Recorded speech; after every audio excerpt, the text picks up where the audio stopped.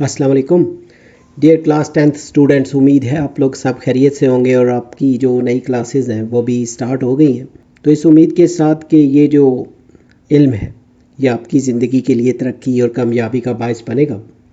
इसमें जो चैप्टर 1 है बायोलॉजी का 10th क्लास की जो न्यू बुक आई है ना फेडरल बोर्ड में, इसके जो टॉपिक्स हैं इनको हम सॉर्ट आउट करेंगे इस वीडियो में। तो मूव करते हैं वीडियो की तरफ। चैप्टर जो है चैप्टर 1 न्यू बुक का डाइजेस्टिव सिस्टम, निज़ाम हज़म जो है इसके बारे में। A man like all other animals needs energy for the maintenance of his life processes. तो इंसान को ना दीगर जानवरों की तरह अपनी ज़िंदगी के अफ़ाल जो होते हैं ना फंक्शंस, उनको बरकरार रखने के लिए एनर्जी की यानी तवानाई की ज़रूरत होती है। तो the energy comes from the metabolism of food substances which need to be digested. तो ये जो एनर्जी है वो खुराक की जो अज्जा है ना उनके मेटाबॉलिज्म से हासिल होती है, जिन्हें हज़म करना या डाइजेस्ट करना ज़रूरी होता है। Our food consists of carbohydrates, proteins and fats. तो हमारी जो खुराक है इसमें कार्बोहाइड्रेट्स होते हैं, प्रोटीन्स होते हैं और इसी तरह फैट्स यानी जो चिकनाइयों पर ये मुश्तमिल होती है। There are very large molecules, ये बहुत बड़े मॉलिक्यूल्स हैं ना, ये जो कार्बोहाइड्रेट्स हैं, प्रोटीन्स हैं और फैट्स ना। Every cell of the body needs these molecules for its proper functioning. जिस्म के हर खुलिये को ना, हर सेल को अपनी एक्यूरेसी यानी दुरुस्त तरीके से काम करने के लिए इन मॉलिक्यूल्स की रिक्वायरमेंट होती है। Digestive system performs ingestion, digestion, absorption, assimilation and egestion जो है। तो निज़ाम हज़म जो है ना डाइजेस्टिव सिस्टम, इससे खुराक को निगलना जो है ना इंजेशन, फिर जो डाइजेस्ट करना यानी उसको हज़म करना, फिर एब्जॉर्प्शन ना उसमें से जो ज़रूरी पार्टिकल्स हैं उनको एब्जॉर्ब करना, फिर एसिमिलेशन जो है उनको फिर जो जो रिक्वायरमेंट है उनको जिस्म का हिस्सा बनाना, और लास्ट में ना इजेशन जो का अमल जो है, जो मतलब एक्स्ट्रा मटेरियल्स हैं, जो मतलब फाजिल मादे ना उनको जिस्म से मूव आउट करना ना या खारिज करना। तो यहाँ पे सबसे पहले इंजेक्शन, डाइजेशन, एब्जॉर्प्शन और एसिमिलेशन एंड इजेक्शन जो है, तो खुराक का निकलना, हज़म होना, जज़ब होना, जिस्म का हिस्सा बनना और जिस्म से एक्स्ट्रा मटेरियल्स का जो खारिज होना है, इसकी जो हेडिंग है taking in of the food called injection, यानी खुराक को मुंह से निकलने का जो प्रोसेस है ना ये इंजेक्शन है। उसके बाद the break down of large food molecules into small soluble food molecules with the help of enzyme is called digestion. तो खुराक की जो बड़े मॉलिक्यूल्स होते हैं ना उनको एंजाइम्स की हेल्प से, एंजाइम्स वो मटेरियल्स हैं जो किसी भी मतलब वो जो पार्टिकल्स हैं ना उनके ऊपर जब जाके चिपकते हैं तो उसको ब्रेक आउट कर देते हैं। तो वो जो है एंजाइम की मदद से छोटे और ऐसे ना सॉल्युबल मॉलिक्यूल्स में उनको ब्रेक डाउन करते हैं ताकि वो आसानी से सॉल्युबल हो जाएं, और इससे क्या होगा कि जो डाइजेशन का जो प्रोसेस है वो होगा। तो break down of large molecules into small soluble food molecules with the help of enzyme, enzyme की मदद से जो बड़े मॉलिक्यूल्स हैं उनको छोटे मॉलिक्यूल्स में ब्रेक डाउन करने का जो प्रोसीजर है वो डाइजेशन कहलाता है। When the food has been digested, the small molecules must pass out of digestive tube into blood and the process is called absorption. तो जब खुराक हज़म हो जाती है तो जो छोटे मॉलिक्यूल्स हैं ना उनको जो हज़मे की नाली होती है ना, स्मॉल जो डाइजेस्टिव ट्यूब है, वो खून में दाखिल होना पड़ता है उसको। तो इस अमल को एब्जॉर्प्शन कहते हैं। जब ये हज़मे का प्रोसेस हो गया डाइजेशन का तो वो ब्रेक डाउन हो गया, छोटे मॉलिक्यूल्स हैं उनमें से जो रिक्वायरमेंट होती है बॉडी की वो सारे मॉलिक्यूल्स एब्जॉर्ब होते हैं। उसके बाद from blood these molecules are taken into the cells and are used for various purposes by a process called assimilation. तो खून से ना, ब्लड से ये तमाम जो मॉलिक्यूल्स सेल्स में ना चले जाते हैं, जो भी मतलब वहाँ पे एब्जॉर्ब हुए हैं ब्लड के थ्रू मूव करके, और जो मुख्तलिफ मकासद होते हैं ना उनके लिए इस्तेमाल होते हैं बॉडी में। इस अमल को ना जिस्म का जो हिस्सा बनने का जो प्रोसेस है इसको एसिमिलेशन कहते हैं। फिर the process by which the undigested part of the food is removed out of the body is called egestion. तो जो प्रोसेस है जिसके ज़रिए जो हज़म होने वाला जो हिस्सा था ना वो तो एब्जॉर्ब हो गया है, तो बाकी जो एक्स्ट्रा मटेरियल रह गए वो जिस्म से जो खारिज होने वाला प्रोसेस है उसको इजेशन कहते हैं। तो digestive system can't work alone, digestive system अकेले काम नहीं कर सकता।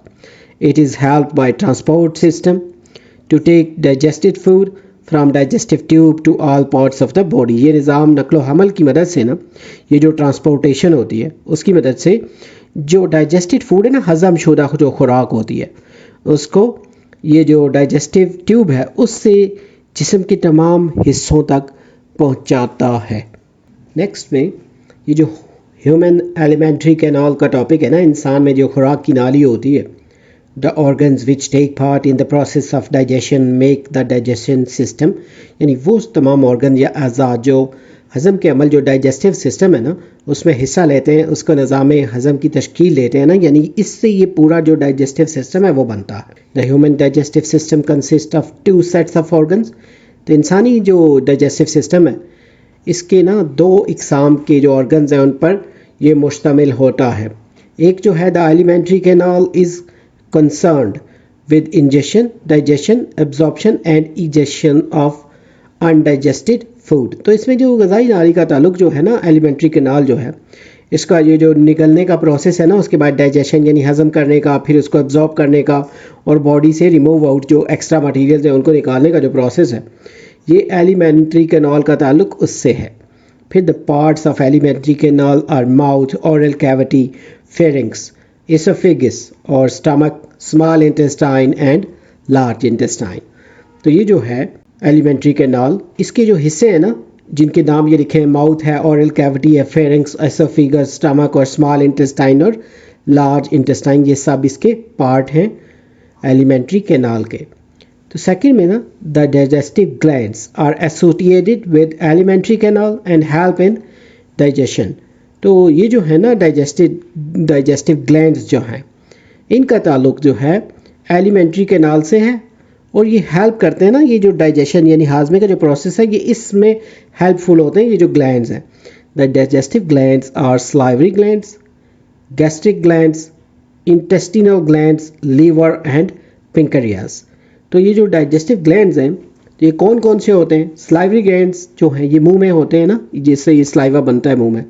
फिर गैस्ट्रिक ग्लैंड्स हैं ये स्टमक में होते हैं। इंटेस्टाइन जो है उसमें जो है वो ग्लैंड्स वो इंटेस्टाइनल ग्लैंड्स होंगे। फिर लीवर के ग्लैंड्स हैं और पेंक्रियास के जो हैं वो भी हैं। उसके बाद जो अब ना एलिमेंट्री कैनाल है, ये alimentary canal is also known as gut और डाइजेस्टिव ट्रैक और गैस्ट्रो इंटेस्टिनल ट्रैक ना, ये जो ग़ज़ाई नाली है ना एलिमेंट्री कैनाल, इसको गट भी कहते हैं, डाइजेस्टिव ट्रैक भी कहते हैं ना, और गैस्ट्रो इंटेस्टिनल ट्रैक भी कहते हैं। तो इट इज़ कंटिन्यूस ट्यूब ना, ये एक मुसलसल नाली होती है, continue. The tube is about 9 metre long in adult. तो बालिग जो इंसान है ना अडल्ट, उनमें इसकी लेंथ जो है ऑलमोस्ट 9 मीटर तक होती है। It is specialised at various points along its length. तो इसकी जो मुख्तलिफ मकामात है ना, मुख्तलिफ पॉइंट्स, वहाँ पे ये कुछ ख़ास फंक्शंस करती है, कुछ ख़ास अफ़ाल, कुछ ख़ास काम अंजाम देती है। Its each region is design to carry out a different function in the overall process of digestion, absorption and digestion। तो इसके हर हिस्से का जो डिज़ाइन है ना वो डाइजेशन, एब्जॉर्प्शन और जो इजेशन है उसके करने के लिए ना मुकम्मल अमल में ना मुख्तलिफ रोल प्ले करता है, मुख्तलिफ किरदार अदा करता है। तो alimentary canal begins from the mouth and ends at the anus. तो ये मुंह से स्टार्ट होती है और मकद जो है ना एनस, जहाँ से ये बॉडी से हम इसको ना एक्स्ट्रा मटीरियल जो मूव आउट करते हैं वहाँ पे ये ख़त्म होती है। और it is lined internally by mucous membrane. और इसकी अंदरूनी जो सतह है वो एक झिल्ली से ना, एक लेयर से, मेम्ब्रेन से ढकी हुई होती है, जो कि थोड़ा मस्कस होता है ना। मस्कस मीन ऐसे चिपचिपा मटीरियल जो हर टाइम ना उसको गीला रखता है।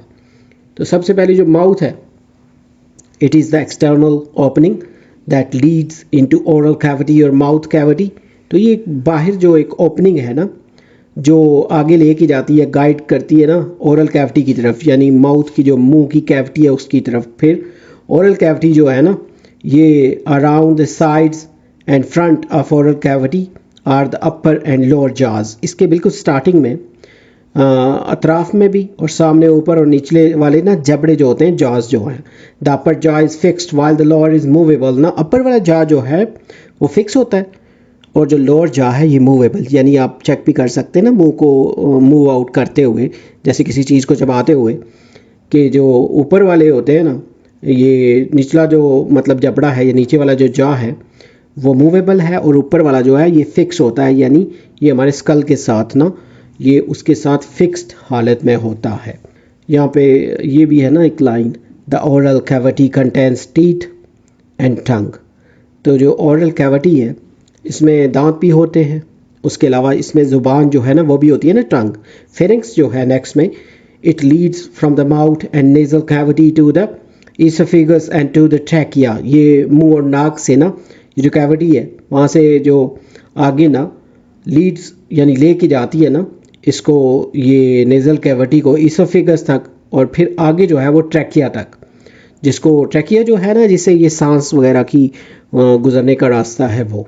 The pharynx is common passage for food and air. तो फेरिंक्स जो है ये ज़्यादातर ना इससे फूड और एयर दोनों गुजरती हैं फेरिंक्स से। उसके बाद जो ईसोफेगस है ना, ये जो गज़ा की नाली आप इसको सिंपली कह सकते हैं। इट इज़ मस्कुलर ट्यूब ना, ये मसल से बनी हुई ट्यूब है जिसकी लेंथ जो है अबाउट 25 सेंटीमीटर होती है। It leads from pharynx to the stomach. तो ये फेरिंक्स से लेके स्टमक तक होती है, यानी ये जो आपका हलक है ना वहाँ से लेके जो स्टमक है ना मैदा वहाँ तक। In oesophagus no digestion take place. तो ईसोफेगस वाला ये जो पार्ट है इसमें कोई जो डाइजेस्टिव सिस्टम का कोई भी इसमें हिस्सा नहीं होता, यानी हाजमे का कोई भी प्रोसेस यहाँ नहीं होता। स्टमक जो है मैदा, the stomach is the dilated part of digestive tube. तो ये जो है ना मैदा, ये जो नाली है ये डाइजेस्टिव डायलेटेड पार्ट है ना, यानी फैला हुआ हिस्सा है डाइजेस्टिव ट्यूब का। इट इज़ रफली जे शेप्ड होता है, जे शक्ल का, and somewhat transversely placed on the left of the abdomen just beneath the diaphragm. तो डायफ्राम जो है ये जो पसलियों के नीचे वाला हिस्सा, इसकी लेफ़्ट साइड पे और नीचे और ये जो हमारा पेट है ना उसकी लेफ़्ट साइड पे होता है, और जे शक्ल का होता है ये। It has two opening which are guarded by walls. इसकी दो ओपनिंग्स होती हैं जिनको गार्ड किया होता है ना, यानी प्रोटेक्टिव होते हैं। दो हिस्से इसके वॉल्स होते हैं, एक स्टार्टिंग पे एक एंडिंग पे। तो the opening between oesophagus and stomach is called cardiac opening. तो जो ईसोफेगस और स्टमक के दरमियान वाला वॉल है ना, ये ओपनिंग है, वो कार्डियक ओपनिंग है। तो which is guarded by cardiac sphincter. तो ईसोफेगस और मैदे के दरमियान का जो मतलब वो ओपनिंग है वो कार्डियक ओपनिंग कहलाता है ना, और ये ना कार्डियक स्पिंचर जो है उसके थ्रू इसको सेव किया गया होता है। The region of the stomach around the cardiac opening is cardiac end. तो कार्डियक ओपनिंग के आस पास ना उसका जो स्टमक का हिस्सा है वो कार्डियक एंड कहलाता है, यानी उसका जो दूसरा वाला सिरा है। The opening of stomach into duodenum is called pyloric opening which is guarded by muscles called pyloric sphincter. तो यहाँ पे ना ओपनिंग जो है स्टमक की ड्यूडेनम में उसको पाइलोरिक ओपनिंग कहते हैं, which is guarded by muscles. जो उसके जो गार्डेड मसल्स हैं जिनको पाइलोरिक स्पिंचर बोलते हैं, यानी उसके जो पट्टे होते हैं ना मसल्स। तो उसके बाद जो आगे शुरू हो जाती है स्मॉल इंटेस्टाइन, यानी छोटी आंत, उसको सिंपल लैंग्वेज में उर्दू में कहते हैं ना, the small intestine is small in diameter. ये ना कुतर में ना उसके डाया इसका छोटा होता है, मतलब ज़्यादा गोल नहीं होती ना, उसका ओपनिंग भी छोटी है ना, जैसे छोटे पाइप की तरह। It is divided into 3 parts, इसके 3 हिस्से हैं। तो ड्यूडेनम है, ड्यूडेनम और इलियम, तो ये 3 हिस्से जो हैं ये इन पे मुश्तमिल होती है। तो ड्यूडेनम जो है ये 20 से 25 सेंटीमीटर लॉन्ग है, और bile duct from gallbladder, और hepatic duct from liver, and pancreatic duct from pancreas empty it its secretions in the duodenum. तो ये जो तीनों नालियाँ इसमें जाके आती हैं, एक बाइल जो है जो कि गॉल ब्लैडर से, उसके बाद हेपेटाइटिक डक्ट जो है ना जो लीवर से मतलब आती है नाली, और जो पिंक्रियाटिक डक्ट है ना जो पिंक्रियास से है ना, वो सारी अपनी सिक्रेशन जो हैं वो आके यहाँ पे खाली करती हैं। वहाँ से जो भी सिक्रेशन आती है वो इस वाले से यानी ड्यूडेनम में आके ना वो इम्पटी होती हैं। उसके बाद जो ड्यूडेनम है ये 2.5 मीटर लॉन्ग होता है, एंड इलम इज़ अबाउट 4 मीटर्स लॉन्ग। तो इनकी लेंथ भी बताई गई है। उसके बाद नेक्स्ट में ना जो लार्ज इंटेस्टाइन है, बड़ी आंत, the large intestine is a tube leading from small intestine to the anus. बड़ी आंत जो है ये एक नाली है ना जो छोटी आंत से स्टार्ट होकर मकद यानी एनस तक जाके ख़त्म होती है, और इसकी जो लेंथ है अबाउट 1.5 मीटर लॉन्ग है। It is larger than the small intestine in diameter, और ये ना स्मॉल इंटेस्टाइन से इसका डाया जो है वो बड़ा होता है, यानी ये खुला होता है ना, थोड़ा खुले पाइप की तरह। तो उसके बाद ना large intestine is made up of 3 parts, इसके 3 हिस्से होते हैं, कॉलन है, रेक्टम है और एनस है। तो इसके 3 बड़े हिस्से जो हैं ये उनके नाम हैं। उसके बाद the colon can also be divided into parts, इसके भी मज़ीद हिस्से हो सकते हैं। कौन से? द सेकेंड, उसके बाद first part of the colon, उसके बाद इलम जो है ना इंटर्स फ्रॉम द साइड, इलम जो है वो साइड से उसमें एंटर होता है। The cecum has a pouch like end to its base, appendix is attached which is 10 centimetre long. तो इसके साथ ना 10 सेंटीमीटर लॉन्ग अपेंडिक्स जो है ये भी जुड़ी हुई होती है। The rest of the colon is divided into segments, the ascending colon जो है ना राइट, द ट्रांसफर कॉलन जो अक्रॉस होता है, द डिसेंडिंग कॉलन जो है वो लेफ्ट पे, एंड सेगमेंट कॉलन जो है which connects to the rectum, और ये जो है ये रेक्टम के साथ उसको जोड़ता है। ये जो कॉलन है ना मुख्तलिफ हिस्सों में जो तकसीम हुए होते हैं, ये उनकी बताई हुई है, जैसे असेंडिंग कॉलन राइट पे, फिर ट्रांसफर कॉलन जो है ये अक्रॉस होता है, फिर डिसेंडिंग जो है लेफ़्ट पे, और सेगमेंट जो है कॉलन जो है ये which connects the rectum. Next पे ना the rectum is a straight 8 inch chamber that connects the large intestine to the anus. ना ये एक 8 इंच का ना लंबा एक खाना होता है जो कि लार्ज इंटेस्टाइन को एनस से कनेक्ट करता है। The rectum temporarily stores the faces, तो ये जो फजला होता है ना एक्स्ट्रा, जो मतलब बॉडी ने जिसम से बाहर निकालना होता है, वो सारा जाके टेम्परेरीली ना वो रेक्टम में जाके स्टोर होता है।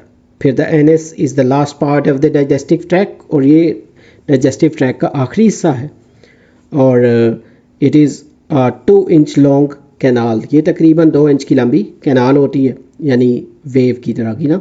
The anus is surrounded by sphincter muscles, तो एनस जो है ना लास्ट होल जो है, ये जो है इसके जो मसल्स होते हैं उनको स्पिंजर मसल्स कहते हैं, that are important in allowing control of stool. तो यानी ये इखराज में जो कंट्रोल है ना उसके लिए बहुत इम्पोर्टेंट है, यानी इसके थ्रू कंट्रोल आउट इसको किया जाता है जिस्म से जो भी एक्स्ट्रा मटेरियल बाहर निकालने हों। फिर जो एसोसिएटेड ऑर्गन्स है ना, मुतलका जो अज़ा है, इट इंक्लूड्स टीथ, टंग, फिर salivary glands, liver, gall bladder and pancreas. तो जो मुतलका अज़ा हैं इसमें ना दांत, ज़ुबान, लॉब, ये वाली चीज़ें, जिगर, और ये जो है ना पेंक्रियाज वगैरह, ये सब शामिल हैं। तो सबसे पहले जैसे टीथ हैं, दांत जो हैं, the 4 types of teeth are incisors, canines और प्री मोलर्स और मोलर्स। तो दांतों की जो चारों इकसाम हैं इनके नाम लिखे हुए हैं। इंसिजर जो है ना बाइट करते हैं फूड को, and cut into smaller pieces, यानी काटने और उसको टुकड़ों में तकसीम करने के लिए। फिर वो जो ना कैनन्स जो हैं are used to tear food, यानी खुराक को ना चीरने के लिए, फाड़ने के लिए। और प्री मोलर्स जो हैं वो हेल्प करते हैं chew and grind up food, यानी उसको चबाने के लिए, पीसने के लिए। और मोलर्स जो हैं chew food and grind it up, molars जो हैं वो अच्छी तरह चबाकर उसको पीस देते हैं। फिर टंग जो है ना, the tongue is a muscular organ in the mouth cavity, ये एक ऐसा मतलब उज़्व है ना, या क्या कहते हैं ना उसको, ऑर्गन है जो मुंह में ना कैविटी में मौजूद होता है। It is a digestive organ, ये जो टंग है ना ये एक डाइजेस्टिव ऑर्गन है।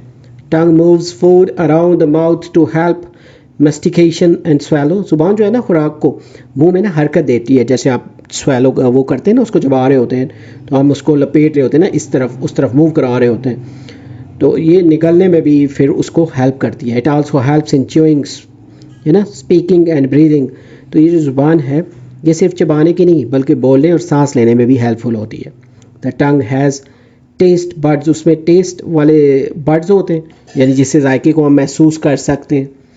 उसके बाद जो सलाइवरी ग्लैंड्स है ना, सलाइवरी ग्लैंड्स प्रोड्यूस सलाइवा, यानी इससे ना ये लाबेदान पैदा होता है, ये जो मुंह के अंदर पानी है। The 3 major pairs of salivary glands are sublingual और ग्लैंड्स, फिर सब मैंडुलर ग्लैंड्स, और फिर पैरोटिड ग्लैंड्स जो हैं, ये इसकी तीनों जो हैं ग्लैंड्स जो कि उसमें पैदा होती हैं। फिर ना सब लिग्नल जो ग्लैंड्स हैं ना are below either side of tongue under the floor of the mouth, यानी ये बिल्कुल जो निचला वाला हिस्सा है उस तरफ मुंह के निचले हिस्से में, और सब मैंडिबुलर जो ग्लैंड्स हैं ना, ये लोकेट होते हैं बिलो द जॉ, यानी जबड़े के नीचे। और like sublingual gland, the saliva produced in the submandibular glands enters the mouth from under the tongue. तो ये जो है ग्लैंड्स, इसमें ना ये जब भी सलाइवा वगैरह ज़ुबान के नीचे से ना मुंह में आता है, बनता रहता है, तो parotid glands are just in front of the ears, ये बिल्कुल ना कान के सामने वाले हिस्से में होते हैं पैरोटिड जो ग्लैंड्स है ना। The saliva produced by the parotid glands enters the mouth from small duct near the upper molars. तो ये जो है ना मुंह में कहाँ से दाखिल होता है, एक छोटी सी नाली अपर मोलर्स के करीब, तो वहाँ से ये मुंह में इंटर होता है। नेक्स्ट में जो लीवर का टॉपिक है, the human liver is an organ and gland in the human body. तो ये जो इंसानी जिगर होता है ना, लीवर, ये जिस्म में एक ऑर्गन भी है और एक ग्लैंड भी है। It is spongy, wedge shaped and reddish brown in colour. ये स्पंज जो होते हैं ना, उस तरह का है स्पॉन्जी। तो उसके अलावा इसकी जो शेप है वो वेज की तरह है और सुर्खी माइल भूरा होता है ना, ये रेडिश ब्राउन इसका कलर है।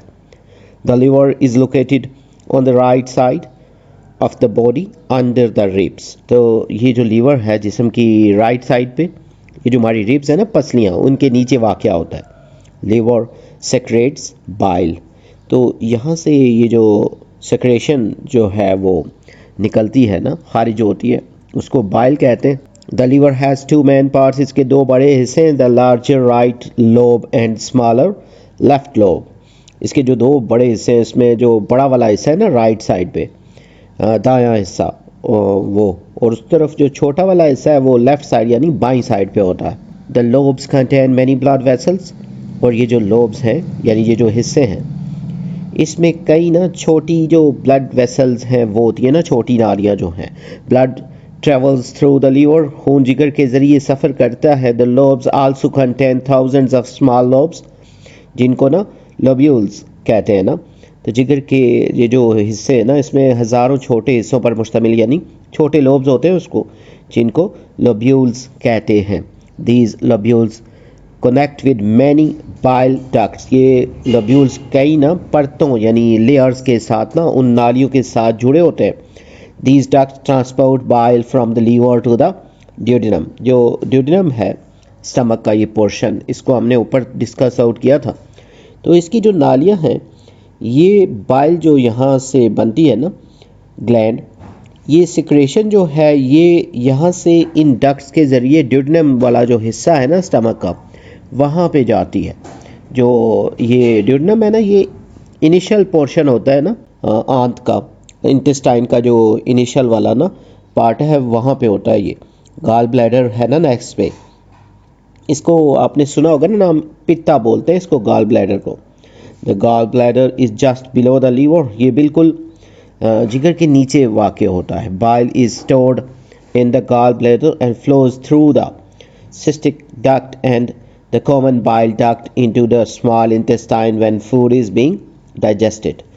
तो यहाँ पे ये जो बाइल है ये स्टोर होती है गाल ब्लैडर में ना, और फ्लोज का मतलब ये वहाँ से बह कर ना थ्रू द सिस्टिक डक्ट, तो ये वाली जो नाली है इसके ज़रिए बहते हुए ना common bile duct into the small intestine, तो पहुँचती है छोटी आंत तक ना, when food is being digested, जब वहाँ पे ये जो डाइजेशन का प्रोसेस हो रहा होता है या खुराक जब हज़म हो रही होती है।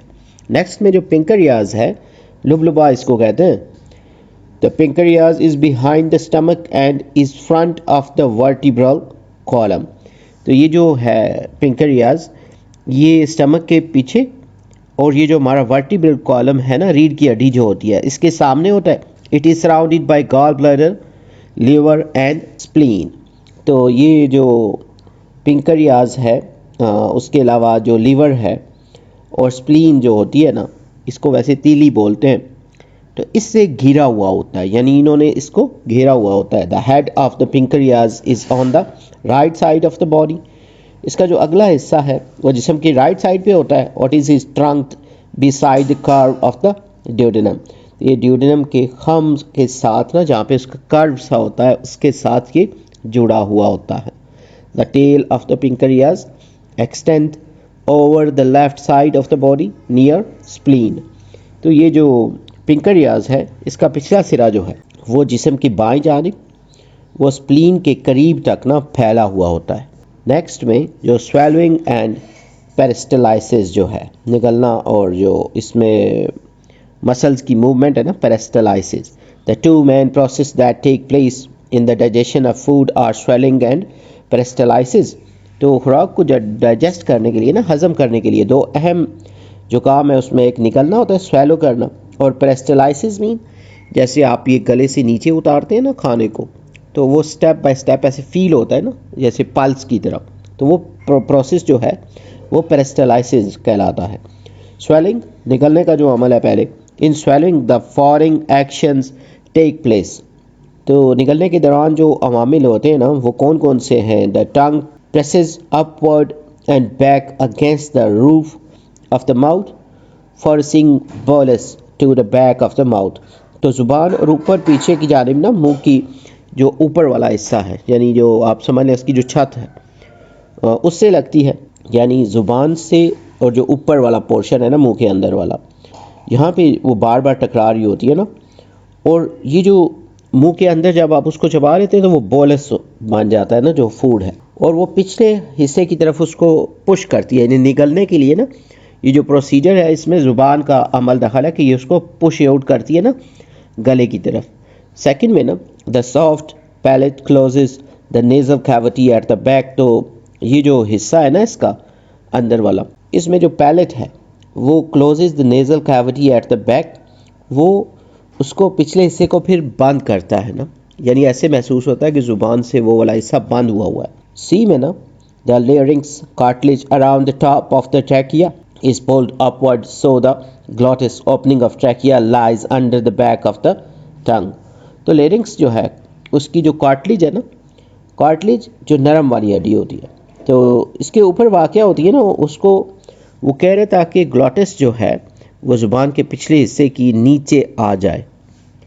और नेक्स्ट में ना the epiglottis a flap of cartilage help to prevent the food from entering glottis instead of oesophagus. तो ये जो कार्टिलेज की एक झिल्ली सी है ये खुराक को ना ग्लॉटिस में जाने से रोकती है। इसे सिर्फ ग़ज़ा वाली जो नाली है ना खुराक वाली जो उसमें दाखिल होने में मदद करती है ताकि वो जो सांस वाली नाली है उसमें खुराक ना जाए। The beginning of the swelling action is voluntary, यानी जब हम स्वेलो करने का जो स्टार्टिंग वाला प्रोसेस है ना ये हमारे कंट्रोल में होता है, वॉलंटरी होता है। But once the food reaches the neck of the mouth, यानी वो जब एक दफ़ा गर्दन के उस हिस्से में पहुंच गया है ना तो स्वेलिंग बिकम्स एन ऑटोमेटिक और इनवॉलंटरी, यानी जब हमने एक दफ़ा उसको निकल लिया आगे उसके बाद उस पर हमारा कंट्रोल नहीं होता, वो एक इनवॉलंटरी यानी ऑटोमेटिक एक्शन बन जाता है। The food is forced and down into the oesophagus by peristalsis. तो खुराक जो है वो जो खाना है पेरिस्टलाइसिस की मदद से, यही जो स्टेप बाय स्टेप प्रोसेस है ना जैसे पल्स चलती है, तो इसकी मदद से जो सुकड़ने और फैलने का अमल है ना इस नाड़ी का उसकी वजह से वो नीचे की जानब स्लोली जो है मूव डाउन करती है या धकेली जाती है। फिर जो पेरिस्टलाइसिस है क्योंकि ये बार बार इसके बारे में आ रहा है, तो the alimentary canal has layers of muscles in its wall which pushes the ingested food forward. तो खुराक की नाली की जो दीवारें हैं इसकी जो मसल्स की तहें होती हैं, लेयर्स जो होती हैं ना मसल्स की, जो मतलब निगली गई खुराक होती है ना स्वेलो किया हुआ जो खाना होता है उसको आगे पुश आउट करती है, धकेलती है। A contraction of circular muscle just behind the bolus pushes the food forward in the next region where longitudinal muscles are contracted and esophagus becomes wide। तो बोलस जो है ना वो जैसे एक तरह का खुराक का गोला होता है ना, वो जैसे आपने उसको चबा के ना एक गोले की शक्ल बना दी है, उसको पीछे मौजूद जो सर्कुलर वाले मसल्स हैं ना गोल वाले, जब वो सुकड़ते हैं कॉन्ट्रैक्ट होते हैं तो खुराक को अगले हिस्से की तरफ पुश आउट करते हैं। जहाँ पे जो लॉन्ग मसल्स हैं ना वो सुकड़ते हैं और जो यही वाली सारी डक्ट है ना ये थोड़ी चौड़ी हो जाती है, वाइडर हो जाती है। तो this wave of contraction is called peristalsis. तो ये जो सुकड़ाव की लहर है यानी ये जो प्रोसेस है ना सुकड़ने का, तो इसको पेरिस्टलाइसिस कहते हैं। It is the rhythmic wave of muscular contraction and रिलैक्शन। relaxation sorry in the wall of alimentary canal that causes the food to move through the alimentary canal. तो ये खुराक की नाली की जो वो दीवारें हैं ना, परतें हैं उसकी, वहाँ पे जो मसल्स है उनकी रेगुलरली जो फैलने और सिकुड़ने का अमल है ना, कॉन्ट्रैक्शन और एक्सट्रैक्शन का जो प्रोसेस है, उसकी एक वेव होती है जो फूड को ना आगे पुश आउट करती है, आगे बढ़ाती है. तो यहाँ पे इस साइड पे ना ये थोड़ा सा टॉपिक था साइंस की जो टिट बिट्स हैं, दिलचस्प बातें. तो mucus is secreted in large amount by duodenal glands और intestinal glands and goblet cells ना. तो ये जो मस्कस होता है, चिपचिपा सा मटेरियल जो मुंह में भी बनता है, इसकी बड़ी मिकदार जो होती है ड्यूडेनल ग्लैंड में उधर वहाँ पे. उसके अलावा जो इंटेस्टाइन है और गॉबलेट, ये वाले जो सेल्स हैं, यहाँ से ये इसकी सेक्रेशन होती है, यानी यहाँ से ये खारिज होती है. The mucus provide the wall of intestine with protection against the irritating effect of acidic chyme and against the digestive enzymes that enter duodenum from the pancreas. तो यही जो मस्कस है, ये जो चिपचिपा सा मटीरियल है, ये इंटेस्टाइन की जो वॉल्स होती हैं ना, उनको एसिडिक या जैसे खराश वगैरह वाली जो असरात है ना, उसके अलावा जो पेंक्रियाज से जो मटेरियल आके इसमें एंटर होता है, उसके अलावा जो डाइजेशन के एंजाइम है ना, इन सब से ये बचाव फ्राहम करता है. यानी उसके ऊपर ये एक लेयर सी बनी होती है जिससे फिर इसकी जो दीवारें होती है ना स्टमक की, वो महफूज रहती हैं. उसके बाद जो केमिकल डाइजेशन है, यानी केमिकल प्रोसेस जो है ना डाइजेशन का, digestion in the oral cavity जो है, जैसे मुंह के अंदर जो प्रोसेस ये शुरू होता है. तो here food is tasted, smelled and felt. यहाँ जो खुराक है उसका जायका, खुशबू और एहसास को महसूस किया जाता है. The food is chewed by crushing and grinding. खुराक को जैसे हम कुचल देते हैं ना, और फिर इसको ऐसे ग्राइंडिंग यानी पीस कर चबा दिया जाता है.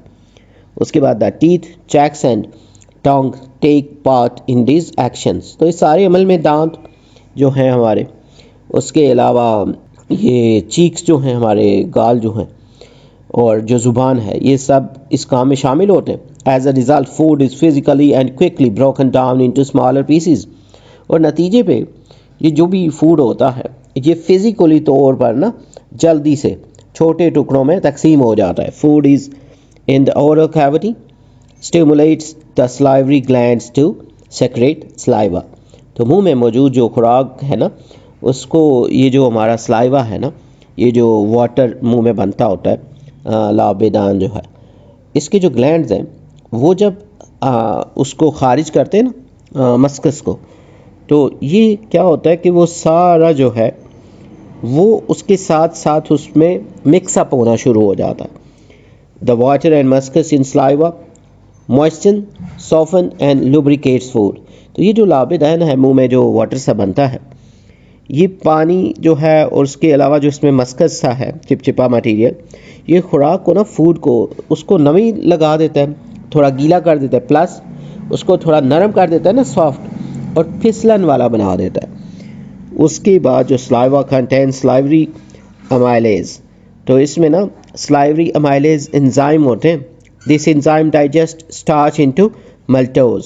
तो ये जो है निशास्ते वाली जो स्टार्च होती है, उनको माल्टोज में कन्वर्ट कर देता है या डाइजेस्ट कर देता है. अनदर एंजाइम लिपेज जो है is produced by cells in the tongue. तो एक और जो एंजाइम है ना, लाइपेज जो है, ये हमारी टंग के जो सेल्स हैं उसमें प्रोड्यूस होता है.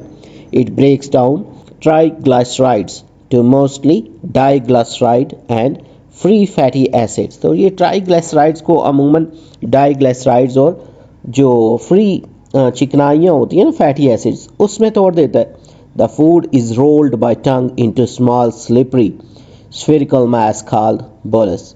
तो खुराक जो है ज़ुबान के ज़रिए छोटे जो ऐसे ना स्लिपरी से यानी फिसलन वाले एक जैसे गोली की शक्ल में ढाल देती है ना, और जिसे फिर बोलस कहा जाता है. The bolus is swallowed and enters the esophagus through the pharynx. तो ये जो बोलस है, ये हलक के ज़रिए ना जो गज़ा की नाली है उसमें इंटर हो जाता है.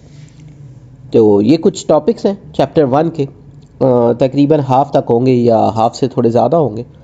इंशाल्लाह जल्द जो न्यू वीडियो है ना, उसमें जो रिमेनिंग टॉपिक्स हैं उनको हम डिस्कस आउट करेंगे। उम्मीद है ये वीडियो और ये जो नोट्स हैं ये आपके लिए हेल्पफुल होंगे। अगर आपने हमारा चैनल सब्सक्राइब नहीं किया तो चैनल को सब्सक्राइब कर लें ताकि वक्त पे आपको न्यू वीडियो मिल जाए। जल्द न्यू वीडियो में नए लेक्चर के साथ मिलेंगे। Have a nice time.